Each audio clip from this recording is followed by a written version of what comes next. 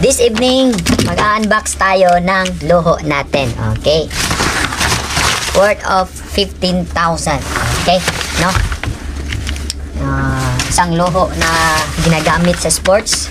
No? Worth of 15,000. No? So, luho siya pero collection na rin. Okay? So, dahil mahilig tayo sa sports, so, nakabili na tayo ng official ball ng volleyball. No? So, ito. So, meron na naman tayong binili in order. Made to order talaga sa loob ng 1 week bago mo siya makukuha. So, ito. So, tinanggal na namin yung box kasi itong na to. Nag-uunigay lang ako. Nagpa-unigay, no? Sa kasama ko na hapon, no? So, nagbigay ako ng pera. Tapos siya ang pina-order ko, no? So, ito yung in-order ko, no? I-unbox na natin. Isang official ball ng FIBA World Cup. So, ibig sabihin, ginagamit siya, no? Sa mga NBA, sa mga official talaga siya na bola, no? So, isang bola ng basketball. So, unbox natin. Buksan na natin. So, ito pala. So, ito na, no?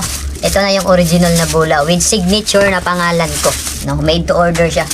Worth of 15,000. Ayan, grabe. So, ginawa talaga to, no? Para sa akin, ha? So, saan ko to in-order? In-order namin to sa Rakuten. So, sikat to na no? Kung mas familiar nyo yung Amazon, hindi to sa Amazon. Sa Rakuten to in-order. So, talagang legit talaga. Galing talaga siya mismo sa, sa paggawaan ng bola, no? So, tingnan natin, double check natin kung gaano ka talaga siya ka-legit part. So, totoo talaga. So, ayan. Hawakan na natin.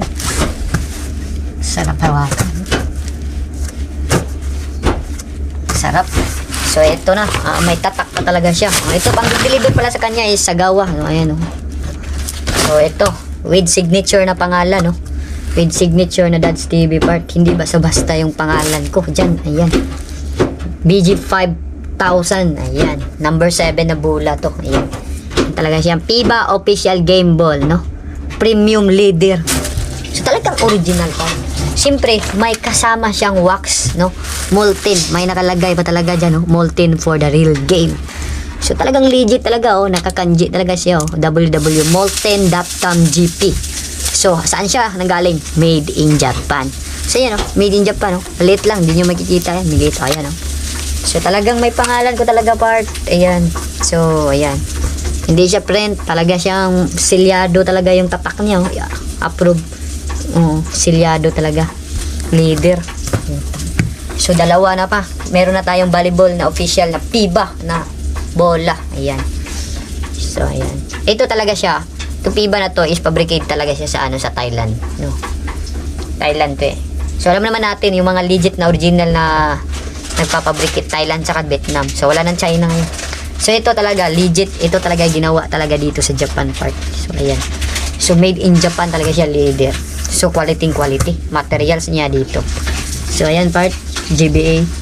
So, meron pa talaga. So, ito yung gagamitin natin ngayong Sunday. So, kita-kits. So, mga, ayan. First time kong gumamit ng leather na bola. Worth of 15,000. Ayan. So, ang ganda. Waga.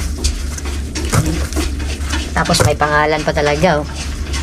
Don't forget to like and share. Search Dads TV on YouTube and TikTok. Alright, ayan So, display natin to sa payag. Ilagay natin yan dun. Ganun yan siya. So, itong may pangalan pa talaga yan, Katakana. Ayan. Orange name ko yan, Aronero. So, siyempre, yung channel natin, ayan. Nagmula yan sa apelyido natin sa mga angkan. Alright. So, ayan, with signature pa yan, Ayan, diba? So, ayan lang, guys, ang ating update ngayon. See you.